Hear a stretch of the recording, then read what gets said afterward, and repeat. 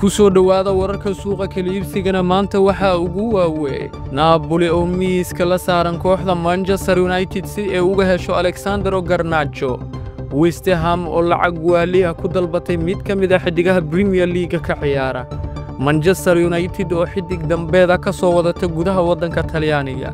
Carlo Ancelotti beddelkiisa oo Real Madrid ay farta ku fiiqatay iyo guud ahaan wararka suuqa kala iibsiga maanta waxyaabaha ay qorayaan aynu ku soo qaadan doonaa muuqaalkeena duhurnimo ee soo dhawaada saaxiibayaal muuqaalka laag inoo saara lana wadaaga saaxiibo badan oo sportisa aynu ku bilowno naadiga kubadda cagta ee Napoli ayaa ku rajo weyn in 50 milyan ay ku soo qaadato waryahanka Argentina iyo kooxda United oo 20 jira Alexandro Garnacho sida Gurriela dalla Sport oo Talyaaniga ka soo baxa uu leeyahay.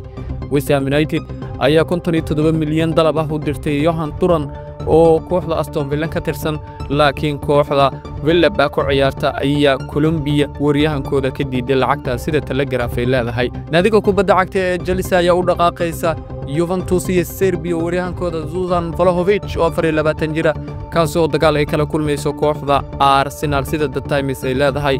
Manchester United ayaa la hadlaysa difaaca bidix ee kooxda Lecce ee wadanka Talyaaniga Patrick Dorgu xidig la yiraahdo oo 20 jira 40 milyan ayaa lagu qiimeeyaa sida The Athletic iyana ay warinayso.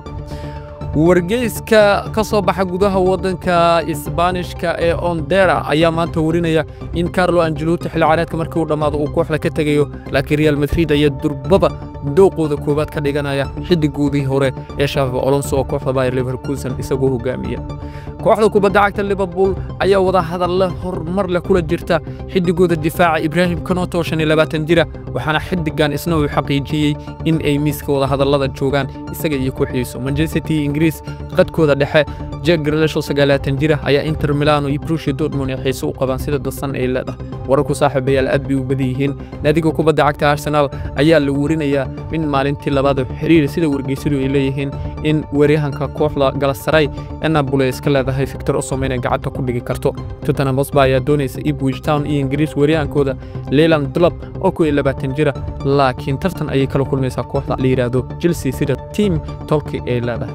ugu dambeyntiina naadiga kubadda cagta ee Liverpool wax xiisa ah uma qabto in ay iibiso 20 jirkooda xidiga ah ee la yiraahdo Harvey Elliott sida warar badan ay leeyihiin kaasoo Brighton iyo kooxda Borussia Dortmund ay soo dalbadeen. nabadgelyo.